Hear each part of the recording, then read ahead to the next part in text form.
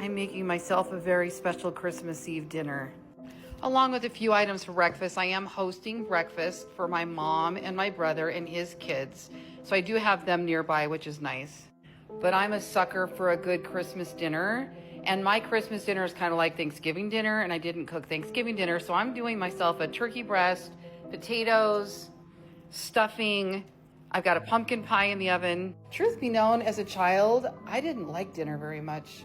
Overall, it was pretty stressful. We didn't have much. Mom was usually kind of in a mood, and my big brother ate all our food. There was 4 of us and not a lot to go around. Pretty typical of a Gen X kid, right? I don't even remember. Maybe Mom was working while we were eating dinner. She did work very hard to provide for us. I never mean to sound like a victim because I don't look at myself as one. Gotta check that pumpkin pie. It's a little uneven. I used a store-bought pie crust, but I made myself a pumpkin pie with monk fruit. Yum. And I'm drinking hot chocolate while I cook. I usually don't do all this sugar. It's Christmas Eve. My hot chocolate, though, is sugar-free with just a dash of actual sugar hot chocolate. So when I was married and we had all the kids, I was married to somebody that preferred to drink his dinner. So dinner time was kind of icky. Stressful, me trying to wrangle the kids, him really not wanting to sit with us. I grew up in a home with that same pattern, so I'm not surprised I chose to marry into it. And I say chose intentionally because, again, no victim here.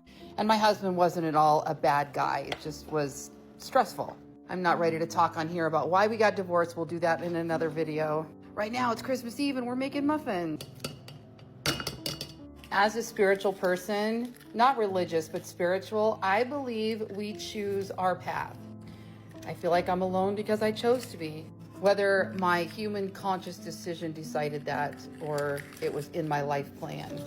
And I also know that what's happening today doesn't mean it's the same as tomorrow. If I didn't want to be alone or it's in my plan to not be alone, then I won't be. I don't believe we can miss what's meant for us. But I'm pretty much enjoying the freedom and this whole process of learning myself and all the rediscovery that goes along with it. Yes, I cry. I cry for my kids especially. I miss them. But I'm also happy, and you can have both at the same time.